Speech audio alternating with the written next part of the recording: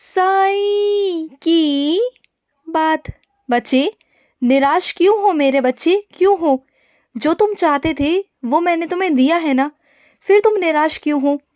लोगों की बातों को सुनकर, हाँ, लोगों की बातों को सुनकर तुम निराश हो गए।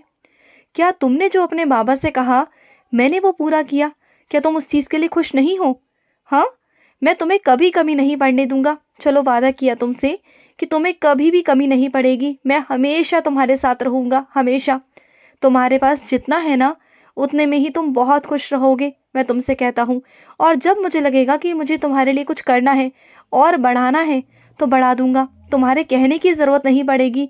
ये दुनिया है ना मेरे बच्चे, जब तुम अच्छा करोगे तब भी कुछ कहेगी, और नहीं करोगे तब भी कुछ ना कुछ कहेगी। तो दुनिया की बातें मत सुनना, चाहे वो तुम्हारे अपने हो या पराए हो मेरे बच्चे। इस बात को हमेशा याद रखना कि तुम जो करते हो ना, वो तुम्हारी खुशी के लिए होना चाहिए, तुम्हारे बाबा के लिए होना चाहिए, ना कि दूसरों को दिखाने के लिए, ठीक है ना? और वैसे भी तुम बहुत मेहनत कर रहे हो, मुझे दिख रहा है। तुम्हारी मेहनत मुझे बहुत दिखती है मेरे बच्चे। तुम दिन रात मेहनत करते हो, बहुत ईमानदारी से काम करते हो, मुझे पता है। और तुम्हारी ईमानदारी का फल मिलेगा, ज़रूर मिलेगा। क्योंकि मेरे अदालत में ना हर चीज़ का न्याय होता है मेरे बच्चे। एक एक कर्म का फल मैं अपने बच्चों को देता हूँ, एक एक कर्मों का फल। तुमने जो नया सोच रखा है ना, उसकी योजना बना रहा हूँ मैं। वो भी तुम्हारे जीवन में आने वाला है मेरे बच्चे, और बहुत जल्द आएगा। ये 2024 तुम्हारे जीवन में एक नया अध्याय लेकर आएगा। एक नई तरीके से तुम्हारे जीवन में नई नई चीज़ें जुड़ेंगी। बहुत कुछ नया होगा तुम्हारे जीवन में, लेकिन अभी से नहीं बताऊंगा। अगर अभी से बता दूंगा तो सारी तुम्हारी खुशी ना एकदम से वो चली जाएगी। क्योंकि मैं चाहता हूँ कि तुम्हारे चेहरे पर जो खुशी आए ना, वो आश्चर्यचकित वाली आए। वो मैं खुशी तुम्हारे चेहरे पर देखना चाहता हूँ, तुम्हारी आंखों में वो चमक देखना चाहता हूँ, जब तुम खुशी की वजह से ना कूद कूद कर पागलों की तरह मेरे मंदिर भागे भागे आओगे और मुझे कस कर गले लगा लोगे, मेरे चरणों में गिर जाओगे। वो खुशी देखनी है मुझे तुम्हारी, मैं देखना चाहता हूँ वो खुशी। इसलिए ना अभी से कुछ नहीं बताऊंगा। तुम्हारे बाबा का मुख जो है ना, वो बंद है।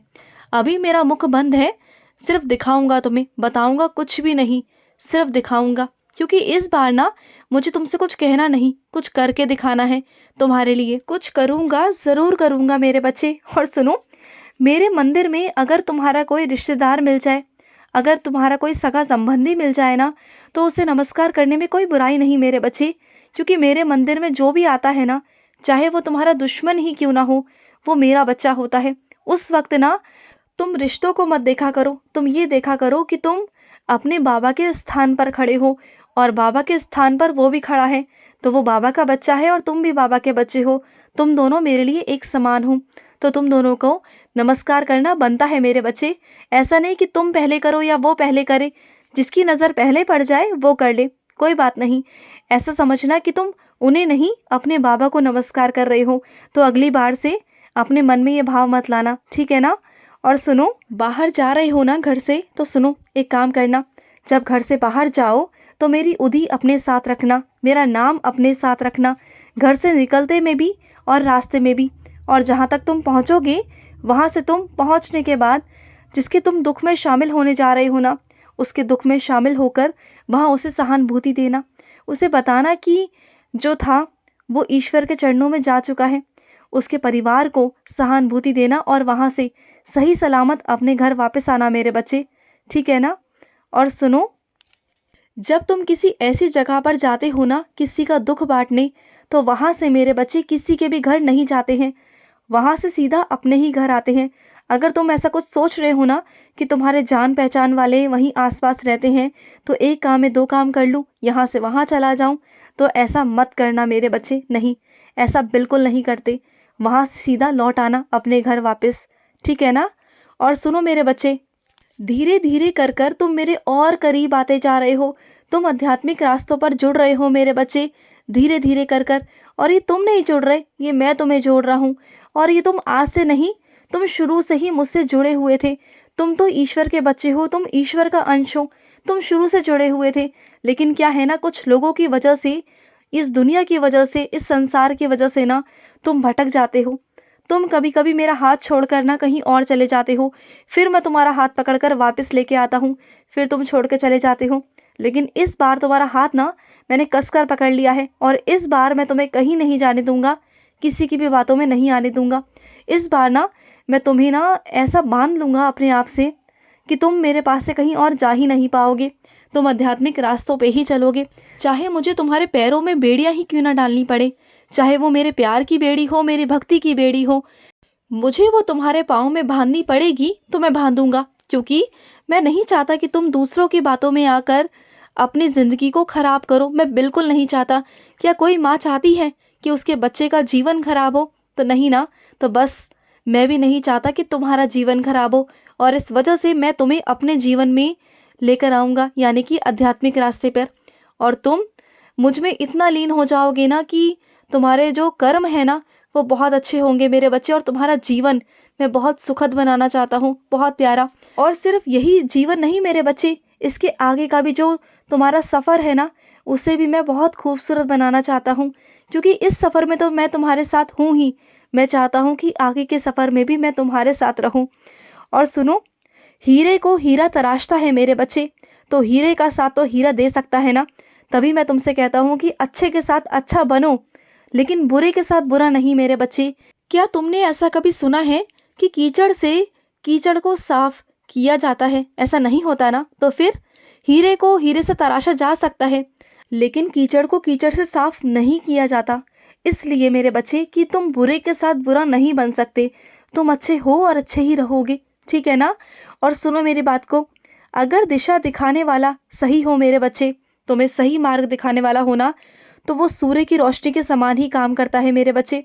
वो सूर्य के समान तुम्हारा काम कर रहा है, तुम्हें ऊंचाइयों तक ले जाएगा, तुम्हें बहुत बहुत आगे ले जाएगा। इसलिए कहते हैं कि दिशा दिखाने वाला हमेशा सही होना चाहिए। अगर दिशा दिखाने वाला सही मिल गया ना तो इंसान का जीवन सफल हो जाता है मेरे बच्चे।